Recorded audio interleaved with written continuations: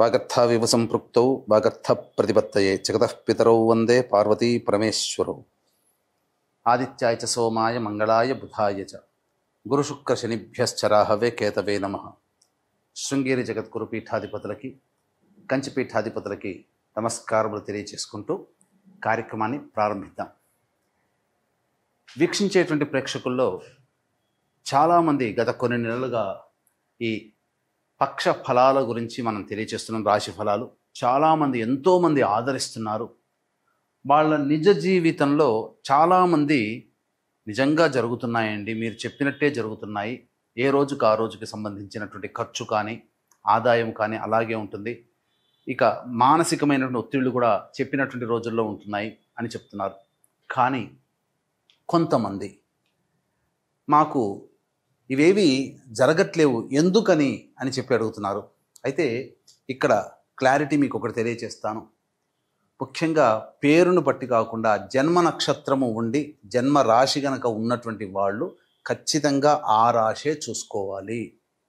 అది ఒకటి పాయింట్ గుర్తుపెట్టుకోవాలి. ఇక రెండో పాయింట్, చాలామంది ఈ జొడాయిక్ సైన్ సన్ ప్రకారం కనుక రవి ప్రకారం సూచించబడినటువంటిది.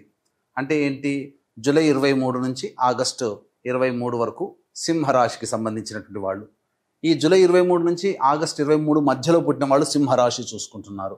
అది తప్పు. మీరు పుట్టిన డేటు, టైము, ప్లేస్ను బట్టి మీకంటూ ఒక నక్షత్రము, ఒక రాశి ఉంటుంది. ఆ రాశి మాత్రమే చూసుకోవాలి.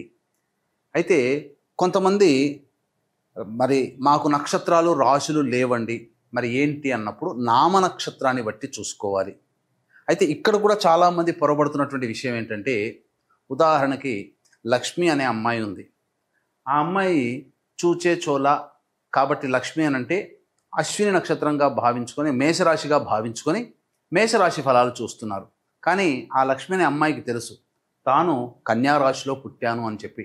కన్యారాశి చూడకుండా నామనక్షత్రమైనటువంటి అశ్విని నక్షత్రం సూచించే లక్ష్మి అనే పేరుని సూచించే మేషరాశిని చూసుకోవడం వల్ల ఆ అమ్మాయికి ఫలితాలు తారుమారవుతాయి. కాబట్టి ఏత వాత చెప్పొచ్చేది ఏమిటంటే, కంక్లూజన్ ఒకే మాటలో చెప్పాలంటే, మీకు జన్మ నక్షత్రము ప్రకారము జన్మ రాశి ఉంటుంది. ఆ రాశిని బట్టే చూడాలి తప్ప సన్ జొడాయిక్ సైన్ అనగా ఈ మంత్లో పుట్టిన వాళ్ళు ఈ రాశి అని చెప్పుకుంటారు కదా, అది తప్పు. అది ఫాలో కాకూడదు. అలాగే మీకు జన్మ నక్షత్రము జన్మ రాశి తెలియకపోతేనే అప్పుడు నామ నక్షత్రాన్ని బట్టి చూసుకోవాలి. ఇది క్లారిటీగా అందరూ గమనించగల ప్రార్థన. అప్పుడే ఇప్పుడు నేను చెప్పబోయే ప్రతి పక్ష ఫలాలు, చెప్పబోయే ఫలితాలు మీకు దాదాపుగా 90% మీకు సూట్ అవుతాయని చెప్పవచ్చు. ఇక గమనించుకున్నట్లయితే 12 రాశులకి సంబంధించినటువంటి ఫలితాలు మనం తెలుసుకునే ముందు ఈ యొక్క జూన్ 1వ తారీఖు నుంచి 15వ తారీఖు వరకు గ్రహ సంచారం ఏ విధంగా ఉందో తెలుసుకుందాం. యాజ్ యూజువల్గా శని మీనరాశిలో, రాహు కుంభరాశిలో, కేతు సింహరాశిలో, అలాగే శుక్రుడు మేషరాశిలో మరియు వృషభ రాశిలో రవి సంచారము, 6వ తారీఖు వరకు బుధుడు వృషభ రాశిలో, 7వ తారీఖు నుంచి బుధుడు మిథున రాశిలో, అలాగే గురువు మిథున రాశిలో, కుజుడు 6వ తారీఖు వరకు కర్కాటక రాశిలో, తదనంతరం 7వ తారీఖు నుంచి కుజుడు సింహరాశిలో మరియు కేతు కూడా సింహరాశిలోనే సంచారం చేస్తున్నాడు. కాబట్టి దీన్ని బట్టి ఫలితాలు ఆయా రాశుల వారికి ఏ విధంగా ఉండబోతుందో మనం తెలుసుకునే ప్రయత్నం చేద్దాం. ద్వాదశ రాశులలో భాగంగా 8వ రాశి అయినటువంటి వృశ్చిక రాశిలో జన్మించినటువంటి వారికి జూన్ 1వ తారీఖు నుంచి 15వ తారీఖు వరకు ఏ విధంగా ఉండబోతుందో తెలుసుకునే ప్రయత్నం చేద్దాం. ముఖ్యంగా రాశి నుంచి 6వ తారీఖు వరకు కుజుడు నవమ స్థానంలో సంచారం చేస్తుండడం. ఈ కారణం చేత 6వ తారీఖు వరకు ఏంటి, ఏదో ఒక తెలియని ఆత్మస్థైర్యం లోపిస్తుంది. అంటే ఈ పని నా వల్ల కాదేమో, నేను చేయలేనేమో అనేటువంటి యొక్క పరిస్థితి ఉంటుంది. విదేశీ విద్యకు, విదేశీయానానికి సంబంధించి ఏదైనా ప్రయత్నములు ఉంటే ఆ ప్రయత్నంలో నిర్ణయాన్ని తీసుకోలేకపోతారు. దూర ప్రాంత ప్రయాణానికి కూడా అనుకూలమైనటువంటి రోజులుగా కావచ్చు. ఇక చూసుకున్నట్లయితే 7వ తారీఖు నుంచి కుజుడు దశమ స్థానంలో సంచారం చేస్తుండడం, కేతువుతో కూడా కలిసి ఉండడం. ఈ కారణం చేత మీలో ఒక చిత్రమైన మార్పు మీకు కనబడబోతుంది. అంటే ఏంటి, ఒకేసారి ఎక్కువగా పనులు చేయాల్సినటువంటి పరిస్థితి రావడం, అలాగే మల్టిపుల్ యాక్షన్స్ అని అంటారు.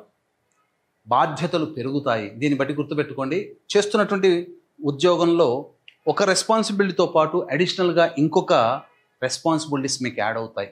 వ్యాపారం చేస్తుంటారు, ఇంకో కొత్తగా మళ్ళీ వేరే వ్యాపారం చేయాలనే సంకల్పం. వృత్తుల్లోనైతే పొద్దున ఒక పని, సాయంత్రానికి ఇంకొక పని చేసుకునే విధంగా ఏదైనా మల్టిపుల్ యాక్షన్స్ అనేటువంటివి ఉంటాయి. దీనివల్ల ఏమవుతుంది, క్షణం తీరిక లేనటువంటి పరిస్థితి ఉండడం వల్ల సాధారణంగానే చికాకు పెరుగుతుంది. మీ మనస్సు, శరీరం కంటే మనస్సు అధికంగా ఒత్తిడికి గురి అవుతుంది. తద్వారా చికాకులు పెరుగుతాయి, కోపము అధికంగా ఉంటుంది. అనవసరంగా అందరి మీద అప్పటి వరకు ఎంత మంచివాడు, శాంతమూర్తి అని మిమ్మల్ని అనుకున్న వాళ్ళు ఎందుకు ఇంత కోపిష్టిగా తయారవుతున్నాడు అనే భావన కలుగుతుంది. ఇక చూసుకున్నట్లయితే 8వ స్థానంలో గురువు యొక్క సంచార ప్రభావం, ఇది ధనపరమైనటువంటి నష్టాన్ని కలగ చేస్తుంది. ముఖ్యంగా మీది అనుకున్నటువంటిది ఏదైతే ఉంటుందో అది మీ నుంచి చేజారిపోయే అవకాశం ఉంటుంది. కాబట్టి జాగ్రత్తలు పాటించండి. కాకపోతే ప్రధానంగా విదేశీ యానము, విదేశీ విద్యకు సంబంధించి బుధగ్రహ సంచార ప్రభావము 7వ తారీఖు నుంచి ఉన్నటువంటి కారణం చేత విదేశీయానం, విదేశీ విద్యకు సంబంధించి ప్రయత్నాలన్నీ కూడా కొలిక్కి వస్తాయి. ఆనందకరమైనటువంటి జీవితాన్ని పొందుతారు. మీ యొక్క ప్రతిభకి తగ్గట్టుగా ప్రతిఫలాన్ని మీరు పొందుతారు. మంచి అవార్డులు ఉద్యోగంలోనైతే సొంతం చేసుకుంటారు, విద్యార్థులు కూడా సొంతం చేసుకుంటారు.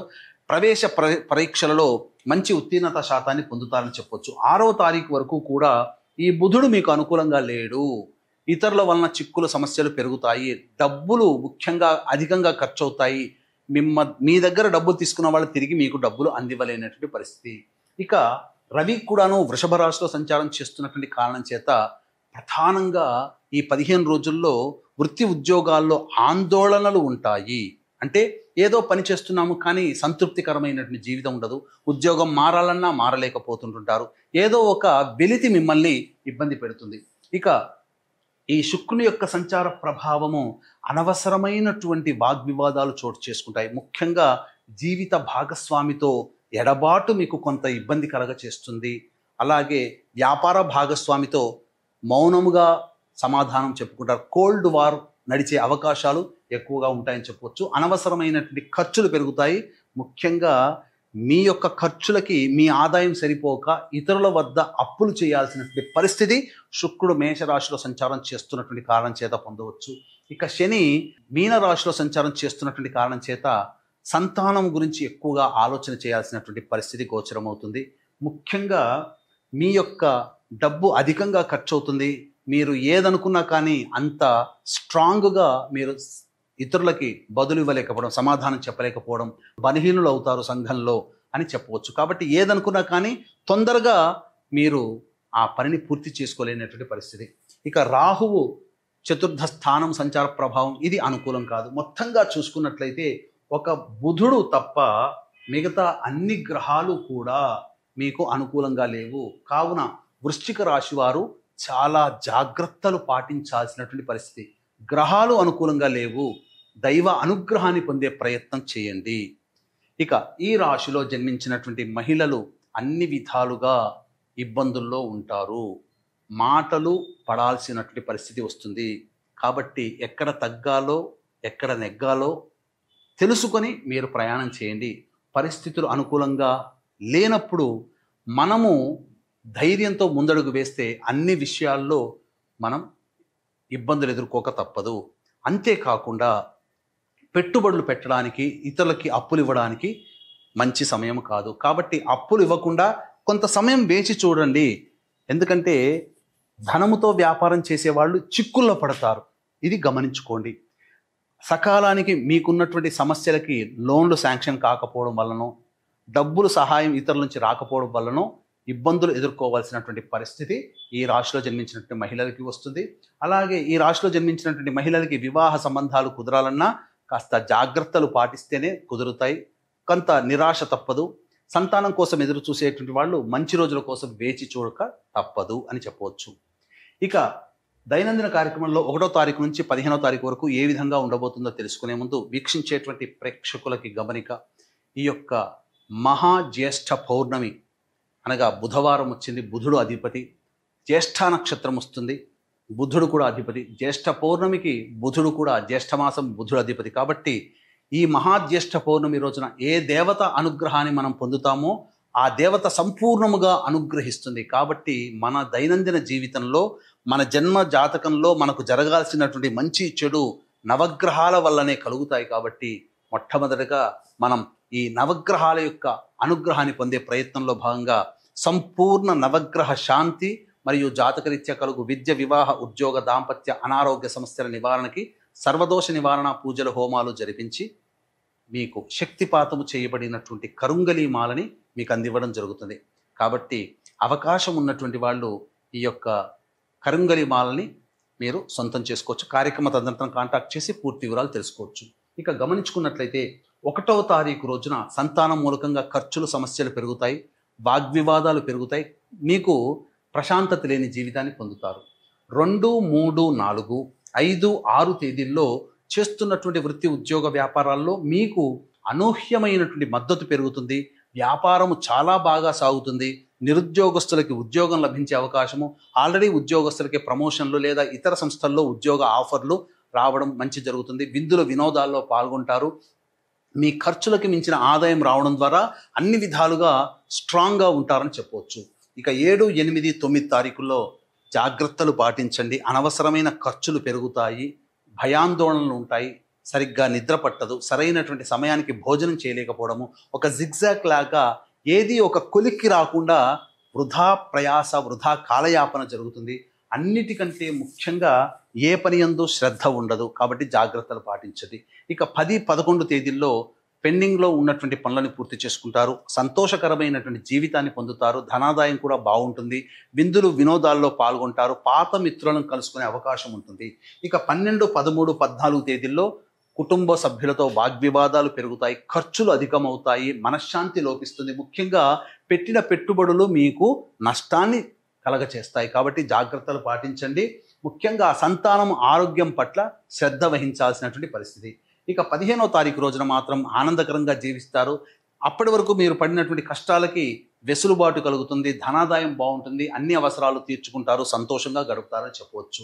ఏ తర్వాత చెప్పొచ్చేది ఏమిటంటే 7, 8, 9, 12, 13, 14 ఈ తేదీల్లో ఖర్చులు అధికంగా ఉంటాయి. ముఖ్యంగా గమనించుకున్నట్లయితే ఈ సంబంధించినటువంటి గ్రహాలు సంపూర్ణంగా వృశ్చిక రాశి వారికి అనుకూలంగా లేవు. కాబట్టి మహాజ్యేష్ఠ పౌర్ణమి రోజున సంపూర్ణ నవగ్రహ శాంతి కార్యక్రమంలో మీరు పాల్పంచుకొని శక్తిపాతం చేయబడినటువంటి కరుంగలి మాలను ధరించడం ద్వారా మీకున్నటువంటి ఇప్పటి సమస్యలు, భవిష్యత్ సమస్యలు పరిష్కరించబడతాయని చెప్పవచ్చు. ఇప్పుడు చెప్పబడినటువంటివన్నీ కూడాను రోజువారీ కార్యక్రమంలో జరిగేటువంటి మంచి, చెడు, ఆదాయము, ఖర్చులు. అయితే ఇంకా మీ యొక్క జాతకంలో ఇంకా భవిష్యత్తులో ఏం జరగబోతుంది, ఇంకా సవివరమైనటువంటి విషయం తెలుసుకోవాలంటే మీ యొక్క జన్మ జాతకాన్ని పరిశీలించాలి. కావున దగ్గరలోని మంచి ఉపాసనా పరులైనటువంటి జ్యోతిష్యులను సంప్రదించి వారి సలహాలు, సూచనలు కనుక పాటించినట్లయితే మరింత మెరుగైనటువంటి జీవితాన్ని పొందుతారని తెలియజేస్తూ సర్వం శ్రీ ఉమామహేశ్వర పరబ్రహ్మార్పణమస్తు.